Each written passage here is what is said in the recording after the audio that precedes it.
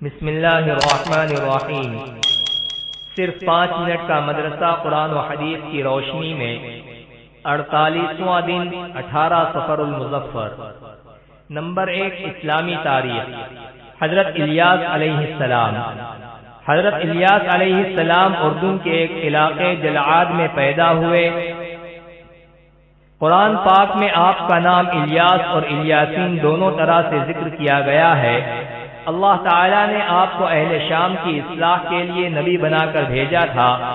آپ کی دعوت کا علاقہ شام کا مشہور شہر بعلبک تھا، جو دمشق سے تقریباً 2 کلومیٹر کی دوری پر واقع ہے۔ اس شہر میں بال نام کا سونے کا ایک بہت بڑا بت تھا، وہ لوگ اسے اپنا خدا سمجھتے تھے۔ حضرت الیاس علیہ السلام نے انہیں ایک اللہ تعالیٰ کی عبادت کی طرف بلایا اور ان کے بادشاہ کو دعوت دی۔ ان لوگوں نے آپ کی دعوت کو قبول نہ کیا اور آپ کے قتل کے در پہ ہو گئے۔ آپ وہاں سے چلے گئے اور جب بادشاہ مر گیا تو آپ واپس آئے اور نئے بادشاہ کو دعوت دی تو اس نے اور اس کی پوری قوم نے ایمان قبول کر لیا۔ نمبر 2، حضور صلی اللہ علیہ وسلم کا معجزہ، درخت کا سایہ کرنا۔ ایک مرتبہ رسول اللہ صلی اللہ علیہ وسلم سفر میں ایک جگہ سوئے ہوئے تھے کہ ایک درخت آپ صلی اللہ علیہ وسلم پر سایہ کرنے کے لیے پاس آ گیا اور رسول اللہ صلی اللہ علیہ وسلم پر سایہ کر کے واپس اپنی جگہ چلا گیا۔ جب رسول اللہ صلی اللہ علیہ وسلم نیند سے اٹھے تو آپ کے سامنے سارا واقعہ بیان کیا گیا تو آپ نے فرمایا، اس درخت نے اللہ تعالیٰ سے اجازت مانگی تھی کہ مجھ کو آ کر سلام کرے تو اس کو اجازت دے دی۔ نمبر 3، ایک فرض کے بارے میں، قرض ادا کرنا۔ رسول اللہ صلی اللہ علیہ وسلم نے فرمایا، قرض کی ادائیگی پر قدرت رکھنے کے باوجود ٹال مٹول کرنا ظلم ہے۔ خلاصہ، اگر کسی نے قرض لے رکھا ہے اور اس کے پاس قرض ادا کرنے کے لیے مال ہے تو پھر قرض ادا کرنا ضروری ہے، ٹال مٹول کرنا جائز نہیں ہے۔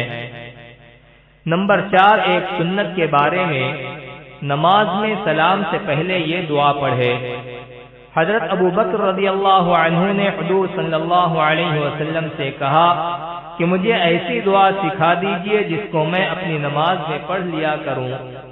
آپ صلی اللہ علیہ وسلم نے فرمایا کہ یہ دعا پڑھ لیا کرو، اللہم انی ظلمت نفسی ظلما کثیرا ولا یغفر الذنوب الا انت فاغفر لی مغفرۃ من عندک وارحمنی انک انت الغفور الرحیم۔ ترجمہ، اے اللہ، میں نے اپنی جان پر بہت ظلم کیا ہے اور تیرے سوا کوئی گناہوں کو بخشنے والا نہیں، تو اپنی خاص بخشش سے مجھ کو بخش دے اور مجھ پر رحم فرما، تو بہت بخشنے والا بڑا مہربان ہے۔ نمبر 5، ایک اہم عمل کی فضیلت، ایک آنسو سے جہنم کے سمندر بجھ سکتے ہیں۔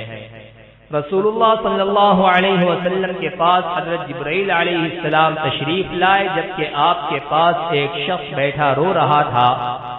حضرت جبرائیل علیہ السلام نے پوچھا، یہ کون ہے؟ آپ نے فرمایا، فلاں شخص ہے۔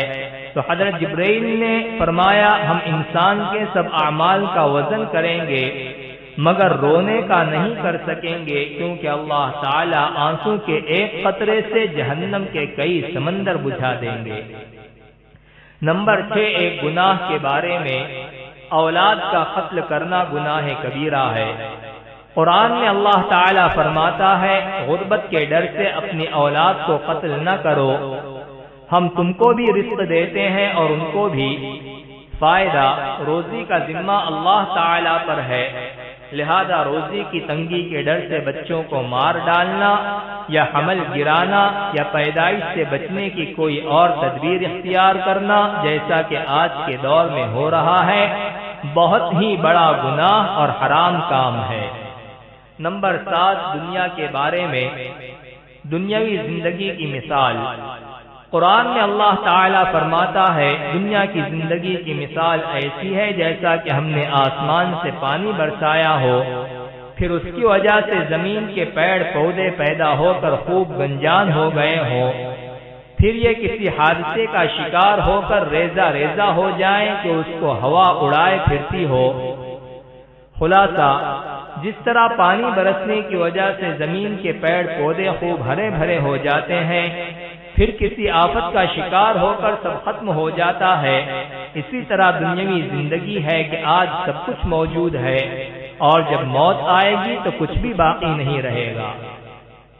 نمبر 8، آخرت کے بارے میں کافر کے لیے 50,000 سال کی قیامت۔ رسول اللہ صلی اللہ علیہ وسلم نے فرمایا، کافر کو 50,000 سال تک قیامت میں کھڑا کیا جائے گا، جس طرح سے اس نے دنیا میں کوئی عند اللہ قابل قبول نیک عمل نہیں کیا، اور کافر جہنم کو دیکھ رہا ہوگا اور سمجھ رہا ہوگا کہ وہ 40 سال کی مسافت سے مجھے گھیرنے والی ہے۔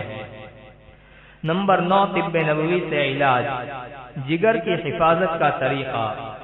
رسول اللہ صلی اللہ علیہ وسلم نے فرمایا، جب تم میں سے کوئی پانی پیے تو ٹھہر ٹھہر کر چسکی لے کر پیے اور غٹاغٹ نہ پیے، کیونکہ اس سے جگر میں درد ہوتا ہے۔ نمبر 10، نبی صلی اللہ علیہ وسلم کی نصیحت۔ رسول اللہ صلی اللہ علیہ وسلم نے فرمایا، اپنے ماں باپ اور بتوں کی قسم نہ کھاؤ اور نہ ہی اللہ کے علاوہ کسی اور کی قسم کھاؤ۔ اگر قسم کھانے کی ضرورت پڑ جائے تو صرف اللہ کی سچی قسم کھاؤ۔